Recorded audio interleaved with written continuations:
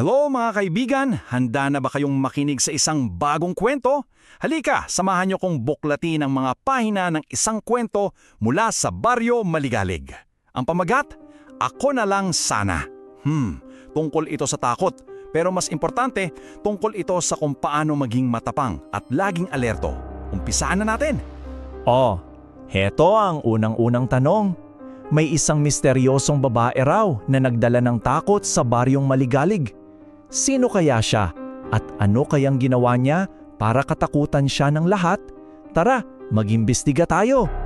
Ang kwento natin ay nangyari sa isang maliit at tahimik na lugar, ang Baryong Maligalig.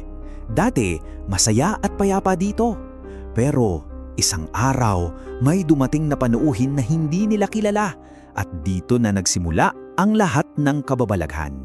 Isang dayo na nagngangalang Melba ang dumating sa baryo. At alam niyo ba kung anong kasunod na nangyari? Bigla na lang, sunod-sunod na nawawala ang mga bata. Nakakakaba, di ba? Ano kaya ang koneksyon ni Melba sa mga pagkawala ng mga bata? Paano ba natin mailalarawan si Melba? Well, isipin niyo to, ang buhok niya sobrang haba, halos sumayad na si lupa. Tapos, palagi siyang nakaitim na bestida at mahabang palda. At higit sa lahat, lagi siyang nakayuko at hindi tumitingin sa mga tao. Kakaiba, di ba? Kung makakasalubong mo siya, matatakot ka rin kaya? Ngayon, dadako na tayo sa pinaka-nakakagulat na bahagi ng ating kwento. Isang hapon, may isang nanay na bigla na lang sumigaw at umiyak kasi may kinuha sa kanya, isang bagay na pinakamamahal niya. Handa na ba kayo? Isipin nyo, si Aling Nena, matiyagang nag-abang sa anak niya sa labas ng eskwelahan. Parang mga mami nyo rin. Tahimik lang siya doon pero bigla, may narinig siyang malakas na sigawan at kaguluhan. Naku, ano kaya yun? Ang anak ko! Ibalik nyo ang anak ko! Yan yung sigaw na narinig niya. Isang nanay na humahagulgol at humihingi ng tulong. Siya pala si Aling Berta at ang anak niyang si Betty bigla na lang nawala. At ang pinakamasaklap, mismong si Aling Berta ang nakakita sa lahat. Sino daw ang kumuha? Walang iba kundi si Melba.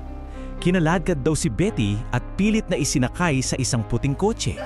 Ang bilis ng mga pangyayari. Kawawa naman si Betty.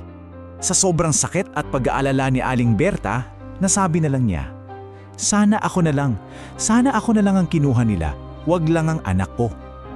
Ganyan kalaki ang pagmamahal ng isang ina. Kaya lagi ninyong mamahalin ng mga magulang nyo, ha?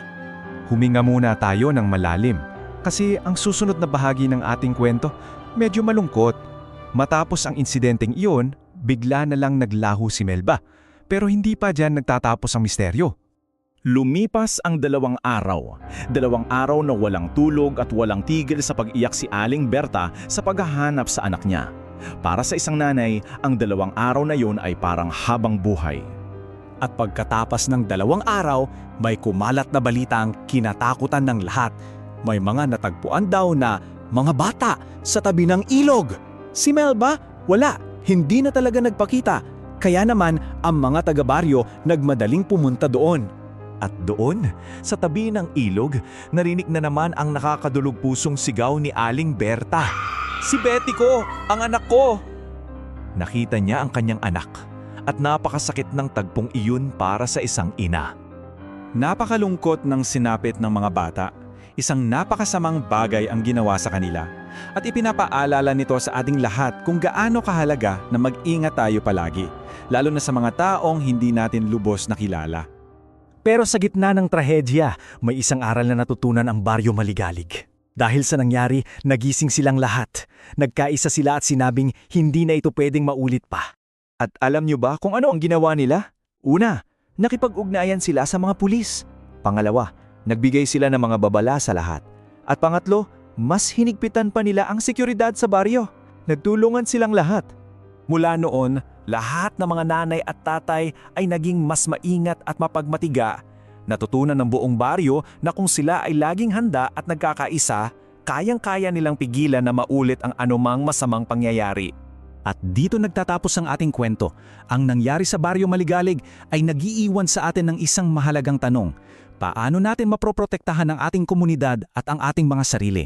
Pag-isipan ninyo yan, At laging tatandaan, mga bata, mag-ingat palagi at laging makinig sa payo ni nanay at tatay. Hanggang sa susunod na kwento.